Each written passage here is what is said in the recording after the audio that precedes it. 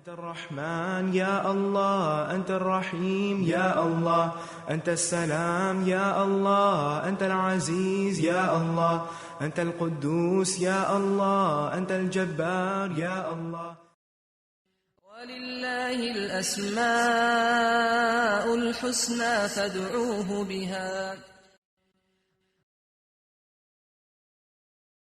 نحمده ونصلي على رسوله الكريم، أما بعد فأعوذ بالله من الشيطان الرجيم.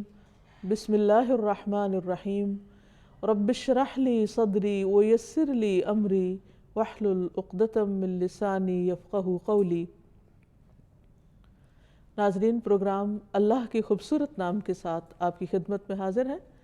آج ہم اللہ سبحانہ وتعالیٰ کے نام البارئ کے بارے میں بات کریں گے۔ قرآن مجید میں اللہ تعالیٰ فرماتے ہیں هو اللہ الخالق البارئ المصور، وہ اللہ جو الخالق ہے، البارئ ہے، المصور ہے۔ الخالق پیدا کرنے والا، اور البارئ کا مطلب ہے ٹھیک ٹھیک پیدا کرنے والا، چیزوں کو ان کے تقاضے کے مطابق تخلیق کرنے والا، ان کو وجود میں لانے والا۔ اس نے اپنی ہر مخلوق کی ہر جنس کو دوسری سے فرق پیدا کیا ہے، اور ہر مخلوق کو وہی صورت دی ہے جو اس کے لائق تھی۔ مثلا کسی بھی پھل کو، کسی بھی چیز کو آپ رکھ کر دیکھیں اپنے سامنے، اور پھر سوچیں کہ کیا اس کا سائز اس سے بڑا ہونا چاہیے تھا یا اس سے چھوٹا، اور آپ جتنا بھی اس پر غور کریں تو نتیجتاً اسی چیز پر پہنچیں گے کہ جو اللہ نے بنایا وہی زیادہ بہتر ہے۔ اسی طرح کچھ پھلوں کو اس نے درختوں پر پیدا کیا اور کچھ کو زمین پر۔ مثلا تربوز جو ایک بڑا پھل ہے، وہ زمین کی بیلوں میں پیدا ہوتا ہے۔ اس کے برعکس مالٹا، انار وغیرہ درختوں پر ہے جو ہلکے پھل ہیں۔ تو اللہ سبحانہ وتعالیٰ کو زیادہ معلوم تھا کہ کون سی چیز کس رنگ میں، کس شکل میں، کس سائز میں، کب، کس موسم میں، کس علاقے میں پیدا ہونی چاہیے۔ یہ ساری پلاننگ اسی کی ہے۔ پھر اسی طرح اللہ سبحانہ وتعالیٰ البارئ ہے۔ بارئ کا مطلب برات والا، یعنی جو ہر نقص اور عیب سے پاک ہے اور دوسروں کو بھی پاک کرنے والا ہے۔ وہ بیماروں کو بیماری اور آزمائش سے نجات دینے والا ہے، اور اسی طرح دوسروں کے غم، دکھ اور تکلیفیں دور کرنے والا ہے۔ ہر عیب مذمت سے پاک ہے اور پاک کرنے والا بھی ہے، نجات دینے والا بھی ہے۔ پھر اسی طرح اللہ سبحانہ وتعالیٰ مختلف چیزوں کو ایسی کیفیت پر، ایسے طریقے سے گھڑتا ہے کہ جو اپنی شیپ اور اپنی ساخت کے اعتبار سے بھی بہت خوبصورت ہیں۔ تو اللہ سبحانہ وتعالیٰ جو الخالق، البارئ اور المصور ہے، اللہ کی یہ صفت قرآن مجید کے علاوہ حدیث میں بھی بیان ہوئی ہے۔ زر رضی اللہ عنہ سے مروی ہے، انہوں نے کہا کہ علی رضی اللہ عنہ نے فرمایا والذی فلق الحبۃ وبرأ النسمۃ، قسم ہے اس ذات کی جس نے دانے کو پھاڑا اور جس نے جان بنائی، یعنی روح پیدا کی۔ رسول اللہ صلی اللہ علیہ وسلم نے مجھ سے عہد کیا تھا کہ مجھ سے مومن ہی محبت کرے گا اور مجھ سے منافق بغض رکھے گا، یعنی حضرت علی رضی اللہ تعالیٰ عنہ کے بارے میں فرمایا کہ جو مومن ہوگا وہی ان سے محبت کرے گا۔ تو بہرحال حضرت علی کی اس روایت میں برأ کا لفظ آتا ہے کہ اللہ سبحانہ وتعالیٰ ہی نے روح کو پیدا کیا، جان کو پیدا کیا۔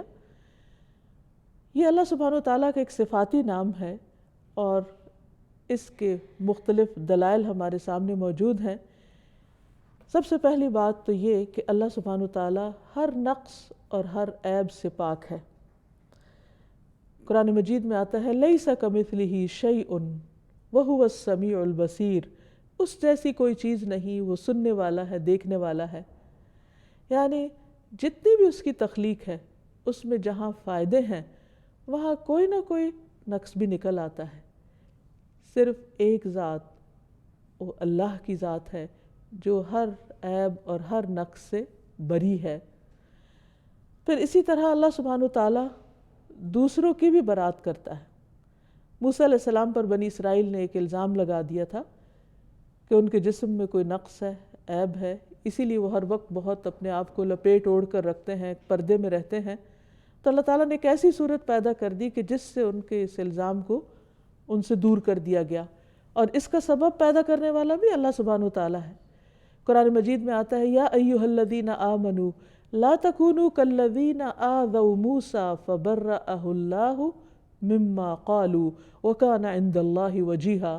اے لوگو جو ایمان لائے ہو، ان لوگوں کی طرح نہ ہو جاؤ جنہوں نے موسیٰ علیہ السلام کو تکلیف دی، یعنی بنی اسرائیل کی طرح نہیں جنہوں نے اپنے پیغمبر کو تکلیف دی. تم اپنے پیغمبر کو تکلیف مت دینا. تو اللہ تعالیٰ نے انہیں اس سے پاک ثابت کر دیا. تو یہ البارئ کا معنی کیا ہے کہ وہ برات کرنے والا ہے اپنے بندوں کی جن سے وہ محبت کرتا ہے اور جن کے اوپر ضد یا حسد کی وجہ سے الزام لگا دیے جاتے ہیں. پھر اسی طرح اللہ سبحانہ وتعالیٰ مریض کو بھی پاک کرنے والا ہے. حضرت عائشہ سے روایت ہے کہ ایک مرتبہ رسول اللہ صلی اللہ علیہ وسلم بیمار ہو گئے تو جبریل علیہ السلام آپ کے پاس آئے اور انہوں نے آپ پر یہ دعا پڑھی، بسم اللہ یبریک ومن کل داء یشفیک ومن شر حاسد اذا حسد وشر کل ذی عین. اللہ کے نام کے ساتھ وہ آپ کو صحت عطا کرے، یعنی یبریک، وہ آپ کو بری کر دے، اس بیماری سے نجات دے دے، اور ہر بیماری سے شفا دے، اور حاسد کے شر سے جب کہ وہ حسد کرے، اور ہر بری نظر والے کے شر سے اللہ آپ کو محفوظ رکھے. پھر یہ ہے کہ اللہ سبحانہ وتعالیٰ نے جو چیز پیدا کی وہ جس مقصد کے لیے پیدا کی، اس چیز نے اس مقصد کو خوب پورا کیا. تو ابرأ کا معنی ہوتا ہے کسی چیز کو جس غرض و غایت سے بنایا جائے، جس مقصد کے تحت بنایا جائے، وہ اس کے لائق بھی ہو. تو اللہ سبحانہ وتعالیٰ نے جو چیزیں بھی بنائیں، جس کام کے لیے بنائیں، وہ ان کا مقصد اچھی طرح پورا کرتی ہیں. مثلا پانی کو پیاس بجھانے کا ذریعہ بنایا، اور قرآن مجید کا اس کا ذکر بھی فرمایا. اللہ سبحانہ وتعالیٰ جو البارئ ہے، تو ہمیں اس کے اس نام سے یہ بھی پتہ چلتا ہے کہ اس نے جو کچھ تخلیق کیا، جو کچھ بنایا، اسے جس غرض یا جس مقصد کے لیے بنایا اس کے بالکل موافق ہی بنایا. یعنی جس بھی چیز کو بنایا، اس کو جس کام کے لیے بنایا وہ اپنا کام پوری طرح ادا کر رہی ہے. مثلا پانی کو پیاس بجھانے کا ذریعہ بنایا. قرآن مجید میں اللہ تعالیٰ فرماتے ہیں، وَمَا يَسْتَوِي الْبَحْرَانِ هَذَا عَذْبٌ فُرَاتٌ سَائِغٌ شَرَابُهُ وَهَذَا مِلْحٌ أُجَاجٌ وَمِن كُلٍّ تَأْكُلُونَ لَحْمًا طَرِيًّا وَتَسْتَخْرِجُونَ حِلْيَةً تَلْبَسُونَهَا وَتَرَى الْفُلْكَ فِيهِ مَوَاخِرَ لِتَبْتَغُوا مِن فَضْلِهِ وَلَعَلَّكُمْ تَشْكُرُونَ. اور دو سمندر برابر نہیں ہوتے.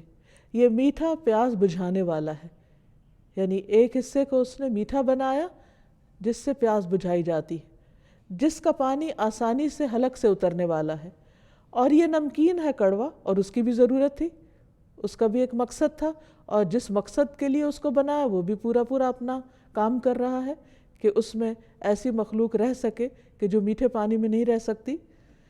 اور ہر ایک میں سے تم تازہ گوشت کھاتے ہو اور زینت کا سامان نکالتے ہو جو تم پہنتے ہو. اور تو اس میں کشتیوں کو دیکھتا ہے، پانی کو چیرتی ہوئی چلنے والی ہیں، یعنی سمندر اس لیے بھی بنائے کہ اس کے اوپر سفر کیا جا سکے، کشتیاں چل سکیں، تاکہ تم اس کے فضل میں سے حصہ تلاش کرو اور تاکہ تم شکر ادا کرو. یعنی ایک ہی چیز ہے اور اس کے بے شمار فائدے ہیں، اور یہ فائدے ہمیں تو بعد میں معلوم ہوئے ہیں، لیکن اللہ سبحانہ وتعالیٰ نے ان چیزوں کی تخلیق سے پہلے ہی ان کے مقاصد متعین کر دیے، اور ہر چیز اپنا اپنا مقصد بخیر و خوبی انجام دے رہی ہے. پھر اسی طرح اللہ سبحانہ وتعالیٰ نے ستارے بنائے. ستارے روشنی کا کام بھی دیتے ہیں لیکن وہ علامات بھی ہیں. قرآن مجید میں اللہ تعالیٰ فرماتے ہیں وَأَلْقَى فِي الْأَرْضِ رَوَاسِيَ أَن تَمِيدَ بِكُمْ وَأَنْهَارًا وَسُبُلًا لَعَلَّكُمْ تَهْتَدُونَ وَعَلَامَاتٍ وَبِالنَّجْمِ هُمْ يَهْتَدُونَ أَفَمَن يَخْلُقُ كَمَن لَّا يَخْلُقُ أَفَلَا تَذَكَّرُونَ وَإِن تَعُدُّوا نِعْمَةَ اللَّهِ لَا تُحْصُوهَا إِنَّ اللَّهَ لَغَفُورٌ رَحِيمٌ. اور اس نے زمین میں پہاڑ گار دیے تاکہ وہ تمہیں ہلا نہ دے، اور نہریں اور راستے بنائے تاکہ تم منزل تک پہنچ جاؤ، اور علامات بنائیں اور ستاروں کے ساتھ وہ راستہ معلوم کرتے ہیں۔ تو کیا وہ جو پیدا کرتا ہے اس کی طرح ہے جو پیدا نہیں کرتا؟ یعنی خالق اور مخلوق کہیں برابر بھی ہو سکتے ہیں؟ ہرگز نہیں۔ کیا پھر تم نصیحت حاصل نہیں کرتے؟ اور اگر تم اللہ کی نعمتوں کو گننا چاہو تو گن نہیں سکتے، شمار نہیں کر سکتے، ان کا احاطہ نہیں کر سکتے، ان کے سارے فائدے اور مقاصد معلوم نہیں کر سکتے۔ بے شک اللہ یقیناً بے حد بخشنے والا، نہایت مہربان ہے۔ پھر اسی طرح زمین کی تخلیق کے بارے میں فرمایا کہ کس طرح اس کو بیج اگانے کے لائق بنایا۔ زمین کو اس طریقے پر پیدا کیا کہ جو انسان کے لیے پیداوار اگا سکے۔ وَآیَةٌ لَهُمُ الْأَرْضُ الْمَيْتَةُ أَحْيَيْنَاهَا وَأَخْرَجْنَا مِنْهَا حَبًّا فَمِنْهُ يَأْكُلُونَ وَجَعَلْنَا فِيهَا جَنَّاتٍ مِّن نَخِيلٍ وَأَعْنَابٍ وَفَجَّرْنَا فِيهَا مِنَ الْعُيُونِ لِيَأْكُلُوا مِن ثَمَرِهِ وَمَا عَمِلَتْهُ أَيْدِيهِمْ أَفَلَا يَشْكُرُونَ سُبْحَانَ الَّذِي خَلَقَ الْأَزْوَاجَ كُلَّهَا مِمَّا تُنبِتُ الْأَرْضُ وَمِنْ أَنفُسِهِمْ وَمِمَّا لَا يَعْلَمُونَ۔ اور ایک نشانی ان کے لیے مردہ زمین ہے، ہم نے اسے زندہ کیا، یعنی بارش برسا کر، اور اس سے غلہ نکالا اور وہ اسی میں سے کھاتے ہیں، اور ہم نے اس میں کھجوروں اور انگوروں کے کئی باغ بنائے اور ان میں کئی چشمے پھوڑ نکالے تاکہ وہ اس کے پھل کھائیں، حالانکہ اسے ان کے ہاتھوں نے نہیں بنایا۔ یعنی جو کچھ یہ کھا رہے ہیں، جو کچھ یہ استعمال کر رہے ہیں، یہ کسی انسان کی بنائی ہوئی چیز نہیں ہے۔ پھر کیا وہ شکر ادا نہیں کرتے؟ یعنی اصل کام انسان کا کیا تھا کہ وہ ان سب نعمتوں کو استعمال کر کے اللہ کا شکر ادا کرے اور اس کی فکر کرے، لیکن بندے اپنے حصے کا کام نہیں کرتے تو بھی اللہ سبحانہ وتعالیٰ کو کچھ فرق نہیں پڑتا۔ فرمایا پاک ہے وہ جس نے سب کے سب جوڑے پیدا کیے ان چیزوں سے جنہیں زمین اگاتی ہے، اور خود ان میں سے اور ان چیزوں سے جنہیں وہ جانتے نہیں۔ اب دیکھیے کہ یہ آیت 1400 سال پہلے نازل ہوئی اور اس میں ذکر کیا گیا ہے کہ ہر چیز کے اندر جوڑے موجود ہیں، اور کچھ عرصہ پہلے انسان نے یہ ڈسکور کیا کہ جوڑے صرف انسانوں یا حیوانوں میں نہیں، سمندروں میں بھی ہیں اور پہاڑوں میں بھی ہیں اور پودوں میں بھی ہیں اور باقی مخلوقات میں بھی ہیں، لیکن اس کا ذکر کب سے پہلے اللہ سبحانہ وتعالیٰ بیان فرما چکے ہیں۔ تو اس سے یہ پتہ چلتا ہے کہ اللہ سبحانہ وتعالیٰ نے جس چیز کو جس مقصد کے لیے پیدا کرنا تھا اسی کے لیے پیدا کیا، اور پھر وہ چیز مقصد پورا بھی کر رہی ہے، اور کس طرح اس کو جوڑوں کی شکل میں بنایا تاکہ وہ بہتر طور پر کام کر سکے۔ پھر اسی طرح بعض جانوروں کو بعض کی غذا کا ذریعہ بنایا، خود انسانوں کی غذا کا ذریعہ بنایا۔ فرمایا وَإِنَّ لَكُمْ فِي الْأَنْعَامِ لَعِبْرَةً نُسْقِيكُم مِّمَّا فِي بُطُونِهِ مِن بَيْنِ فَرْثٍ وَدَمٍ لَبَنًا خَالِصًا سَائِغًا لِلشَّارِبِينَ، اور بلا شبہ تمہارے لیے چوپاؤں میں یقیناً بڑی عبرت ہے۔ ہم ان چیزوں میں سے جو ان کے پیٹوں میں ہیں، گوبر اور خون کے درمیان سے تمہیں خالص دودھ پلاتے ہیں۔ سوچے انسان کہ جانور کیا کھاتا ہے اور کس طرح اس کے اندر وہ پروسیس ہوتا ہے اور کس شکل میں وہ باہر آتا ہے۔ یعنی اگر انسان دودھ پیتے ہوئے ایک لمحے کے لیے بھی اللہ سبحانہ وتعالیٰ کی اس قدرت پر غور کرے کہ یہ آیا کہاں سے ہے، یہ بنا کیسے ہے، تو انسان کی عقل حیران ہو جائے اور وہ واقعی اپنے الہ کو پہچان کر اس کے آگے جھک جائے۔ اور پھر فرمایا کہ یہ دودھ جو خالص دودھ پلاتے ہیں جو پینے والوں کے لیے حلق سے آسانی سے اتر جانے والا ہے، یعنی اس کا پینا بھی کچھ مشکل نہیں، اس کے اندر ایک لذت رکھی، غذائیت رکھی۔ پھر پھلوں کو بطور رزق بنایا، پھر مختلف رنگوں کے شہد کو شفا کا ذریعہ بنایا۔ یخرج من بطونها شراب مختلف الوانہ فیہ شفاء للناس ان فی ذلک لآیۃ لقوم یتفکرون۔ ان کے پیٹوں سے پینے کی ایک چیز نکلتی ہے، یعنی مکھی کے پیٹ سے، جس کے رنگ مختلف ہیں، اس میں لوگوں کے لیے شفا ہے، بلا شبہ اس میں لوگوں کے لیے یقیناً ایک نشانی ہے جو غور و فکر کرتے ہیں۔ پھر اسی طرح اللہ سبحانہ وتعالیٰ نے مختلف کاموں کی مناسبت سے مختلف شکلوں میں مخلوق کو پیدا کیا، کسی کو رینگنے والا بنایا، کسی کو دوڑنے والا بنایا، کسی کو اڑنے والا بنایا۔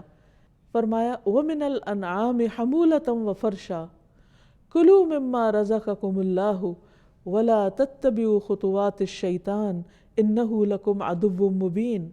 اور چوپاؤں میں سے کچھ بوجھ اٹھانے والے اور کچھ زمین سے لگے ہوئے ہیں، کھاؤ اس میں سے جو اللہ نے تمہیں رزق دیا ہے، اور شیطان کے قدموں کے پیچھے نہ چلو، بلا شبہ وہ تمہارا کھلا دشمن ہے۔ واللہ خلق کل دابۃ من ماء فمنہم من یمشی علی بطنہ ومنہم من یمشی علی رجلین ومنہم من یمشی علی اربع یخلق اللہ ما یشاء ان اللہ علی کل شیء قدیر۔ اور اللہ نے ہر چلنے والا جاندار ایک قسم کے پانی سے پیدا کیا۔ ان میں سے کوئی وہ ہے جو اپنے پیٹ کے بل چلتا ہے، کوئی وہ ہے جو 2 پاؤں پہ چلتا ہے، اور ان میں سے کوئی وہ ہے جو 4 پہ چلتا ہے۔ اللہ پیدا کرتا ہے جو وہ چاہتا ہے، یقیناً اللہ تعالیٰ ہر چیز پر خوب قدرت رکھتا ہے۔ یہ ہے اللہ البارئ، جس نے مختلف کاموں کی مناسبت سے مختلف شکلوں میں مخلوق کو پیدا کیا اور ہر ایک کو الگ تشخص عطا کیا، مخصوص شکل دی، مخصوص سائز دیا۔ کچھ کو اڑنے والا بنایا، کچھ کو تیرنے والا بنایا، کچھ کو رینگنے والا بنایا، کچھ کو دوڑنے والا بنایا۔ یہ سب کچھ اللہ رب العزت ہی کی تقسیم ہے، اور جیسی اس کی پروگرامنگ تھی اس کے مطابق اس نے ہر چیز کو وجود عطا کیا۔ اللہ سبحانہ وتعالیٰ ان تمام چیزوں پر غور و فکر کی دعوت بھی دیتے ہیں۔ اللہ تعالیٰ فرماتے ہیں افلا ينظرون الى الابل کیف خلقت، کیا وہ اونٹوں کی طرف نہیں دیکھتے کہ وہ کیسے پیدا کیے گئے؟ یعنی اللہ سبحانہ وتعالیٰ کی قدرت پر غور تو کریں۔ وَإِلَى السَّمَاءِ كَيْفَ رُفِعَتْ، آسمان کی طرف نہیں دیکھتے کہ کیسے وہ بلند کیا گیا۔ وَإِلَى الْجِبَالِ كَيْفَ نُصِبَتْ، اور پہاڑوں کی طرف نہیں دیکھتے کہ کس طرح وہ نصب کیے گئے، کہ پہاڑ میخوں کی طرح، کیلوں کی طرح زمین کے اندر گاڑ دیے گئے، جن کے 2 حصے زمین کے اندر ہیں اور ایک حصہ باہر ہے، اور اس سے زمین کو تھام لیا گیا کہ وہ انسانوں کو لے کر لڑھک نہ جائے، اور زمین پر ایک اس کی وجہ سے قرار ہے کہ انسان ہر کام آرام سے کر سکتا ہے۔ وَإِلَى الْأَرْضِ كَيْفَ سُطِحَتْ، اور یہ زمین کی طرف نہیں دیکھتے کہ کس طرح پھیلا دی گئی، کہ اس پر چلنا پھرنا انسان کے لیے کتنا آسان ہے۔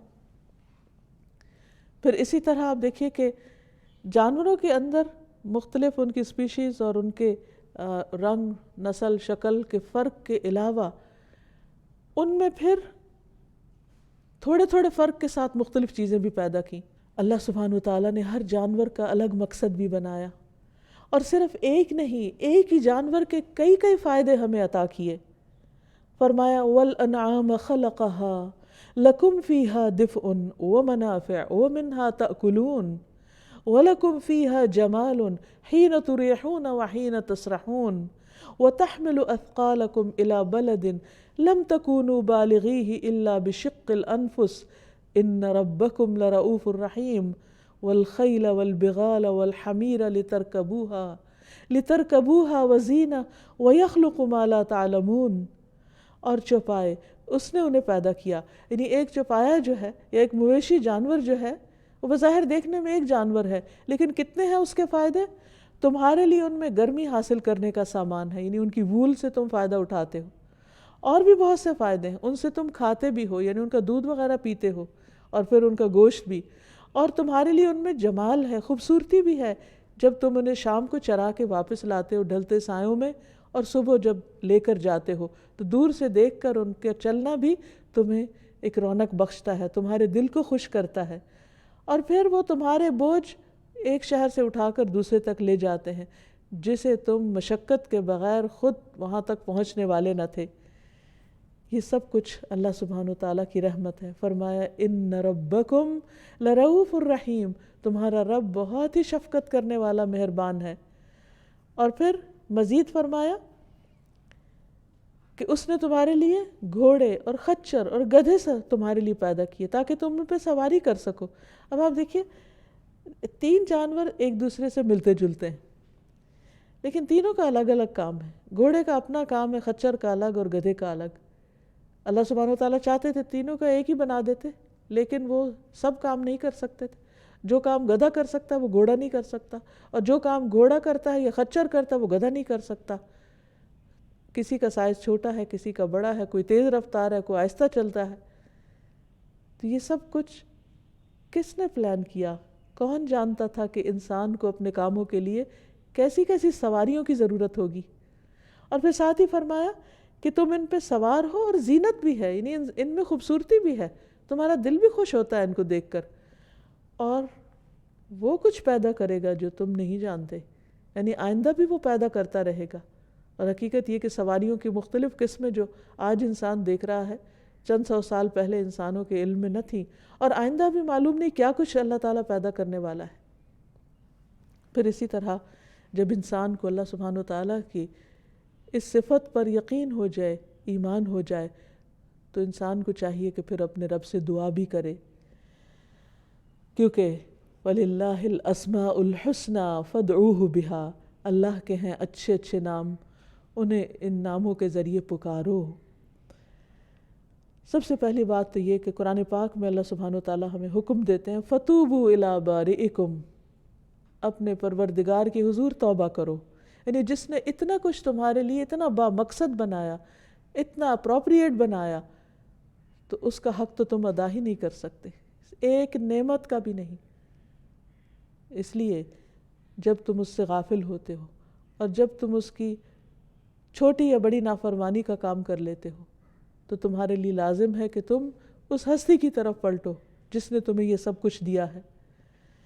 پھر اسی طرح رسول اللہ صلی اللہ علیہ وسلم نے حفاظت کے لیے ایک بہت ہی خوبصورت دعا سکھائی، اعوذ بکلمات اللہ التامات اللتی لا یجاوزہن بر ولا فاجر من شر ما خلق وذرأ وبرأ، یہاں بھی برأ یعنی البارئ کی صفت کا ذکر ہے، ومن شر ما ينزل من السماء ومن شر ما يعرج فيها ومن شر ما ذرأ في الأرض ومن شر ما يخرج منها ومن شر فتن الليل والنهار ومن شر كل طارق إلا طارقا يطرق بخير يا رحمن۔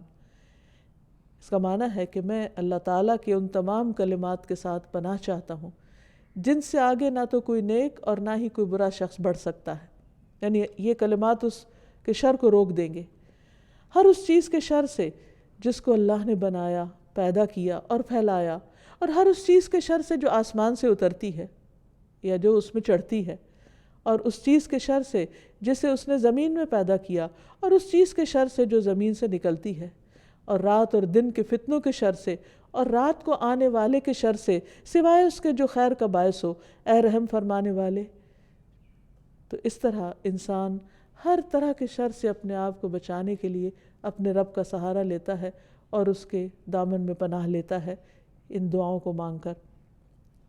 اسی طرح انسان کے لیے لازم ہے کہ وہ اللہ سبحانہ وتعالیٰ کے ساتھ ایسا تعلق قائم کرے کہ جس سے وہ اپنی زندگی کے مقصد کو پورا کر سکے اور بے مقصدیت سے نکلے، کیونکہ اللہ تعالیٰ نے ہر چیز کو ایک مقصد کے ساتھ ایک خاص طریقے پر پیدا کیا ہے۔ تو اس سے ہمیں کیا سبق ملتا ہے کہ جس رب نے مختلف چیزیں ایک خاص ڈیزائن کے ساتھ بنائی، ایک خاص سائز میں بنائی، ایک خاص رنگ میں بنائی تاکہ ہماری ضرورت پوری ہو سکے، اور وہ تمام چیزیں اسی کے مطابق عمل بھی کر رہی ہیں، اپنا مقصد بھی پورا کر رہی ہیں، تو پھر ہمارے لیے کیا لازم ہے کہ ہم بھی اپنی زندگی کا مقصد پورا کریں، اور وہ کیا ہے کہ اللہ کے حق کو سب کے حقوق پر زیادہ ترجیح دیں، اللہ سبحانہ وتعالیٰ کے آگے جھک جائیں، اس کے ساتھ ایک گہرا تعلق قائم کریں، اور جب اس کی نعمتوں کو دیکھیں، اس کی تخلیق کو دیکھیں تو یا بارئ پکار اٹھیں۔ پھر ایک اور بڑی اہم بات یہ ہے کہ اللہ تعالیٰ نے جس چیز کو جس مقصد کے لیے پیدا کیا ہے، جس فطرت پر پیدا کیا ہے، اس کے مطابق اس کو استعمال کریں، اسے دوسری چیزوں میں استعمال نہ کریں، کیونکہ اس سے شر اور فساد پھیلتا ہے۔ مثلا نبی کریم صلی اللہ علیہ وسلم نے فرمایا، بنی اسرائیل میں سے ایک شخص بیل پہ سوار ہو کے جا رہا تھا، تو اس بیل نے اس کی طرف دیکھا اور کہا، سوار سے کہا، میں اس لیے نہیں پیدا کیا گیا، میری پیدائش تو کھیت میں ہل جوتنے کے لیے ہوئی ہے، یعنی اللہ سبحانہ وتعالیٰ نے اسے ایک اور کام کے لیے پیدا کیا اور تم کوئی اور کام اس سے لے رہے ہو۔ پھر اسی طرح ہشام بن زید کہتے ہیں کہ میں انس رضی اللہ عنہ کے ساتھ حکم بن ایوب کے پاس گیا تو کچھ لوگ میرے گھر میں ایک مرغی کو نشانہ بنا کے تیر مار رہے تھے، نشانہ بازی کر رہے تھے مرغی پہ۔ تو انس رضی اللہ عنہ نے فرمایا کہ رسول اللہ صلی اللہ علیہ وسلم نے اس بات سے منع فرمایا کہ جانوروں کو باندھ کے نشانہ بازی کی جائے، یعنی مرغی اس لیے نہیں بنی کہ اس پر ہم نشانہ بازی سیکھیں۔ اسی طرح جانوروں کی کرسی بنا کر ان پر نہیں بیٹھنا چاہیے، رسول اللہ صلی اللہ علیہ وسلم نے فرمایا جانوروں پر اس وقت سوار ہوا کرو جب وہ صحیح سالم ہو، اور صحیح حالت میں ان کو چھوڑ دیا کرو، یعنی ان کو پریشان نہ کرو، اور راستوں میں آپس کی گفتگو کے لیے انہیں کرسیاں نہ بنایا کرو، یعنی یہ نہیں کہ مثلا دو شخص اپنے اپنے گدھے کھڑے کر لیں اور اس پر اس طرح بیٹھ جائیں جیسے کرسی پہ بیٹھتے ہیں، اور اس پہ ہنسے بولے کھیلیں اور نیچے جانور کو تکلیف ہو۔ وہ ایک بیلنس طریقے سے، متوازن طریقے سے جب انسان ان پہ سواری کرتا ہے اور وہ راستے پر چلتا ہے تو وہ اس پر بیٹھنا اور بات ہے، لیکن ان کو دوسرے طریقے سے استعمال کرنا یہ اس کی مرضی کے خلاف ہے۔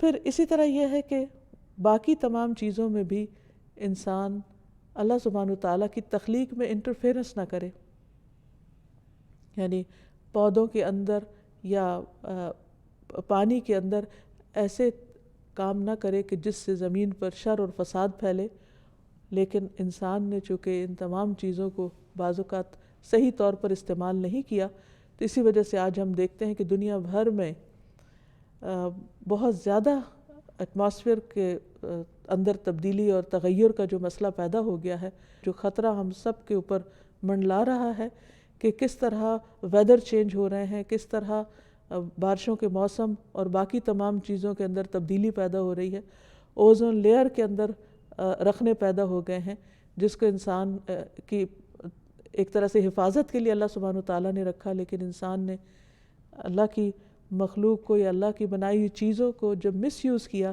یا ان کاموں کے لیے نہیں کیا جن کے لیے وہ پیدا کی گئی تھی، تو اس سے اس کو خود ہی تکلیف ہوئی یا اس کے لیے مشکلات کھڑی ہو گئیں۔ انسان کو یہ حق بھی نہیں کہ اللہ کی بنائی ہوئی چیزوں کا جو مقصد اللہ تعالیٰ نے متعین کیا یا جس چیز پر اللہ نے ان کو بنایا اس میں کسی قسم کی خلل اندازی کرے۔ مثلا سمندروں کے اندر ایسے تجربات کرنا کہ جس سے وہاں کی مخلوق کو تکلیف پہنچے اور سمندری زندگی خطرے میں پڑ جائے، یہ بھی اللہ سبحانہ وتعالیٰ کی تخلیق اور اس کے منصوبے کے اندر دست اندازی ہے۔ اسی طرح پودوں کے اندر اپنی مرضی سے تبدیلیاں پیدا کرنا، مختلف طرح کی غذاؤں کے رنگ یا شکل بدل دینا یا ان کے ساتھ اس قسم کا تجربہ کرنا کہ جس سے ان کی ظاہری حالت بدل جائے یا ان کے رنگ بدل جائیں یا ان کی تاثیر بدل جائے، تو اس چیز کی بھی اجازت نہیں ہے اور اس سے بھی بچنا چاہیے، کیونکہ فطرت کے ان امور میں مداخلت یہ دراصل ایک شیطانی کام ہے۔ شیطان نے یہ کہا تھا وَلَآمُرَنَّهُمْ فَلَا يُغَيِّرُنَّ خَلْقَ اللَّهِ، میں انہیں حکم دوں گا اور یہ اللہ کی خلق کو بدل دیں گے، یعنی اللہ سبحانہ وتعالیٰ نے چیزوں کو جس رنگ میں، جس ڈھنگ میں، جس مقصد کے لیے پیدا کیا ہے وہ انسانوں کو اس مقصد سے پھیر دیں گے، تو ان چیزوں سے بچنا بھی نہایت ضروری ہے۔ اللہ سبحانہ وتعالیٰ جو ہر چیز کا خالق ہے اور جس نے ہر چیز کو ایک مقصد کے لیے پیدا کیا ہے، وہ مقصد کیا ہے کہ یہ تمام چیزیں انسان کی خدمت کریں، لیکن انسان نے بعض اوقات اللہ تعالیٰ کی اس تخلیق کو خود اللہ کے برابر قرار دے دیا اور انسان اللہ کو پوجنے کی بجائے شجر اور حجر کو پوجنے لگے، درختوں اور پتھروں کو پوجنے لگے۔ تو البارئ پر ایمان لانے کا ایک تقاضا یہ بھی ہے کہ ہم نہ صرف یہ کہ اس شرک سے پرہیز کریں بلکہ اس شرک سے بیزاری کا اعلان بھی کریں، اس سے برات کا اظہار بھی کریں۔ قرآن مجید میں اللہ تعالیٰ فرماتے ہیں قُلْ أَيُّ شَيْءٍ أَكْبَرُ شَهَادَةً قُلِ اللَّهُ شَهِيدٌ بَيْنِي وَبَيْنَكُمْ وَأُوحِيَ إِلَيَّ هَذَا الْقُرْآنُ لِأُنذِرَكُمْ بِهِ وَمَنْ بَلَغَ أَإِنَّكُمْ لَتَشْهَدُونَ أَنَّ مَعَ اللَّهِ آلِهَةً أُخْرَى قُلْ لَا أَشْهَدُ قُلْ إِنَّمَا هُوَ إِلَٰهٌ وَاحِدٌ وَإِنَّنِي بَرِيءٌ مِّمَّا تُشْرِكُونَ۔ کہہ دیجئے کون سی چیز گواہی میں سب سے بڑی ہے؟ کہہ دیجئے اللہ میرے درمیان اور تمہارے درمیان گواہ ہے، اور میری طرف یہ قرآن وحی کیا گیا تاکہ میں تمہیں اس کے ساتھ خبردار کروں اور اسے بھی جس تک یہ پہنچے۔ کیا بے شک تم واقعی گواہی دیتے ہو کہ بے شک اللہ کے ساتھ کچھ اور معبود بھی ہیں؟ کیا واقعی عقل مانتی ہے اس بات کو کہ اللہ کی مخلوق خالق کے برابر بھی ہو سکتی ہے؟ کہہ دیجئے میں تو یہ گواہی نہیں دیتا۔ آپ کہہ دیجئے کہ وہ تو صرف ایک ہی معبود ہے اور بے شک میں اس سے بری ہوں جو تم شریک ٹھہراتے ہو۔ افسوس یہ ہے کہ انسان جس کو اللہ سبحانہ و تعالیٰ نے عقل دی تھی، سوچنے سمجھنے کی صلاحیت دی تھی، غور و فکر کی صلاحیت دی تھی، کہ اگر اس کے پاس کتاب وحی نہ بھی ہوتی تو بھی وہ اس عقل کے ساتھ مخلوق کی عبادت نہ کرتا. لیکن جب انسان اس درجے پر اتر آتا ہے تو اللہ سبحانہ وتعالیٰ اس چیز کو، اس سے برات کا اعلان کرتے ہیں، اس سے بیزاری کا اظہار کرتے ہیں، اور اپنے حبیب محمد صلی اللہ علیہ وسلم کو بھی اس بات کا حکم دیتے ہیں کہ آپ بھی اعلان کر دیجئے کہ میں اس سے بری ہوں جو بھی تم اللہ کا کسی کو شریک بناتے ہو. پھر اسی طرح اللہ سبحانہ وتعالیٰ کی دی گئی خبروں میں شک کرنے سے بھی برات کا اعلان کرنا چاہیے. ہر اس شک اور شبہ سے بری ہونا چاہیے جو اللہ تعالیٰ کی دی ہوئی کسی خبر کے مخالف ہو. مثلا اللہ تعالیٰ نے آخرت کے بارے میں بہت ساری ایسی باتیں ہمیں بتائی ہیں کہ جو ابھی ہمارے مشاہدے میں تو نہیں آ سکتی، لیکن وحی کے ذریعے ہمیں ان کی خبر دے دی گئی ہے. مثلا جنت، جہنم، قبر کے اندر جو عذاب، جزا اور سزا ہے، سوال و جواب کا سلسلہ ہے. اسی طرح قیامت کے دن، حشر کے دن کا جو منظر بیان کیا گیا ہے. تو ان تمام چیزوں پر ایمان لانا ہمارے لیے ضروری ہے. اور اگر کوئی ان میں شک کرے تو اس سے برات کا اعلان کرنا چاہیے کہ ہم تمہارا ساتھ نہیں دیتے اور ہم ان چیزوں پر ایمان رکھنے والے ہیں. سورۃ یونس میں اللہ تعالیٰ فرماتے ہیں فَإِن كُنْتَ فِي شَكٍّ مِّمَّا أَنزَلْنَا إِلَيْكَ فَاسْأَلِ الَّذِينَ يَقْرَؤُونَ الْكِتَابَ مِن قَبْلِكَ لَقَدْ جَاءَكَ الْحَقُّ مِن رَّبِّكَ فَلَا تَكُونَنَّ مِنَ الْمُمْتَرِينَ. پھر اگر تو اس کے بارے میں کسی شک میں ہے جو ہم نے تیری طرف نازل کیا ہے تو ان لوگوں سے پوچھ لے جو تجھ سے پہلے کتاب پڑھتے ہیں. بلا شبہ یقیناً تیرے پاس تیرے رب کی طرف سے حق آیا ہے، سو تو ہرگز شک کرنے والوں میں سے نہ ہو. یعنی آپ پورا اس پر یقین رکھیں کہ آپ کو جو کچھ بتایا گیا ہے وہ وحی الہی سے ہے اور بالکل درست معلومات پر مبنی ہے. اور آپ ان لوگوں کے ساتھ موافقت مت کیجیے کہ جو ان اخبار کے بارے میں، ان چیزوں کے بارے میں شک کرتے ہیں. رسول اللہ صلی اللہ علیہ وسلم نے فرمایا اللہ عز و جل کے نزدیک سب سے افضل ایمان وہ ہے جس میں کوئی شک نہ ہو. یعنی انسان اللہ تعالیٰ کے بارے میں اور جن چیزوں کے بارے میں اس نے ہمیں بتایا ہے اس کو ہم اس طرح مانے گویا ہماری آنکھوں نے ان سب چیزوں کو دیکھا ہے.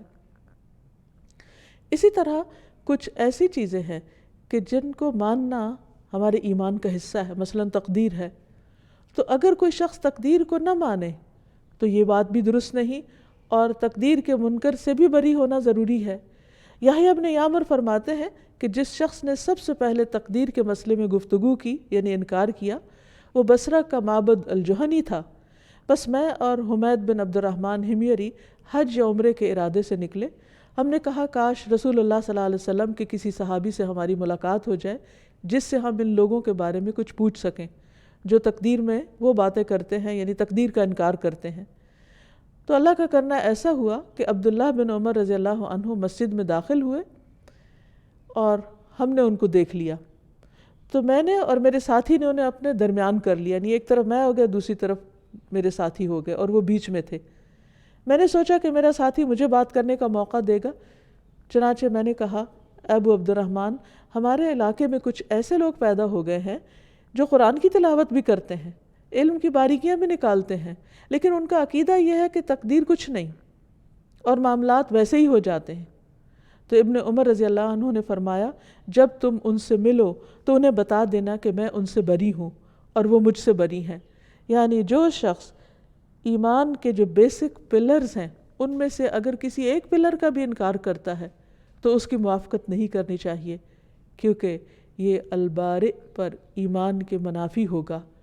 اللہ سبحانہ وتعالیٰ نے جو چیزیں پیدا کی اور جن کے بارے میں ہمیں خبر دی اور جس طرح خبر دی ان کو اسی طرح ماننا ضروری ہے.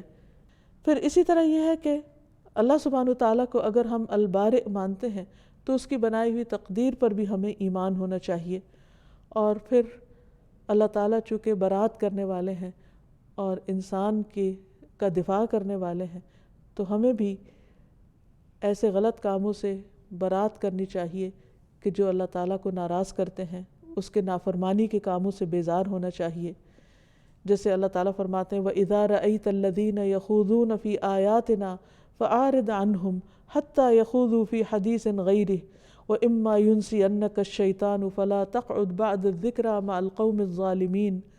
اور جب آپ ان لوگوں کو دیکھیں جو ہماری آیات کے بارے میں فضول بحثیں کرتے ہیں تو ان سے کنارہ کشی کریں، یہاں تک کہ وہ اس کے علاوہ کسی اور بات میں مشغول ہو جائیں، اور اگر کبھی شیطان آپ کو بھلا دے تو یاد آنے کے بعد ایسے ظالم لوگوں کے ساتھ مت بیٹھو، یعنی ان سے تم برات کرو۔ حضرت عائشہ کہتی ہیں کہ جھوٹ سے بڑھ کر کوئی عادت رسول اللہ صلی اللہ علیہ وسلم کے نزدیک ناپسندیدہ نہ تھی، اور کوئی شخص آپ کے سامنے جھوٹ بولتا تو آپ کا رویہ اس کے بارے میں بدلا رہتا، حتیٰ کہ معلوم ہو جاتا کہ اس نے توبہ کر لی ہے۔ پھر اسی طرح آپ صلی اللہ علیہ وسلم نے ان لوگوں سے بھی برات ظاہر کی کہ جو چھوٹوں پر رحم نہ کریں اور بڑوں کی عزت نہ کریں۔ آپ نے فرمایا وہ شخص ہم میں سے نہیں جو ہمارے چھوٹوں پر شفقت نہیں کرتا اور بڑوں کا حق نہیں پہچانتا۔ البارئ کے حق کو پہچاننے کے لیے یہ بھی ضروری ہے کہ ہم ان کاموں سے برات کا اعلان کریں جو اللہ سبحانہ وتعالیٰ کو ناپسند ہیں، مثلاً شرک۔ قرآن مجید میں اللہ تعالیٰ فرماتے ہیں اذ تبرأ الذین اتبعوا من الذین اتبعوا ورأوا العذاب وتقطعت بهم الاسباب وقال الذین اتبعوا لو ان لنا کرة فنتبرأ منهم كما تبرأوا منا كذلك يريهم الله اعمالهم حسرات عليهم وما هم بخارجین من النار۔ جب وہ لوگ جن کی پیروی کی گئی تھی ان لوگوں سے بالکل بے تعلق ہو جائیں گے جنہوں نے پیروی کی، اور وہ عذاب کو دیکھ لیں گے اور ان کے آپس کے تعلقات بالکل منقطع ہو جائیں گے، اور جنہوں نے پیروی کی تھی وہ کہیں گے کاش ہم ایک بار دنیا میں دوبارہ واپس جا سکیں تو ہم ان سے بالکل بیزار ہوں، بے تعلق ہوں، جس طرح آج یہ ہم سے بے تعلق ہو رہے ہیں۔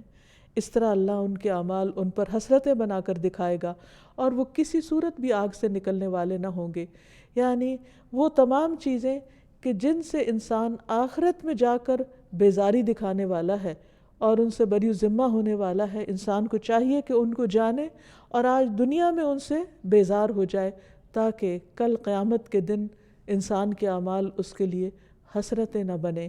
اللہ تعالیٰ ہمیں ایسی چیزوں سے محفوظ رکھے، اللہ تعالیٰ ہمیں اپنا حق پہچاننے والا بنائے، اور جن چیزوں کو اس نے جس مقصد کے لیے پیدا کیا ہے اس مقصد میں ہی ہم استعمال کریں۔ اللہ سبحانہ وتعالیٰ ہمیں بہترین ایمان عطا فرمائے۔ وآخر دعوانا ان الحمد للہ۔ طاهر يا الله أنت الحسيب يا الله أنت الشافي يا الله أنت المبين يا الله أنت الوكيل يا الله أنت القيوم يا الله أنت المتين يا الله أنت السبوح يا الله لا إله إلا الله محمد رسول الله لا إله إلا الله محمد رسول الله۔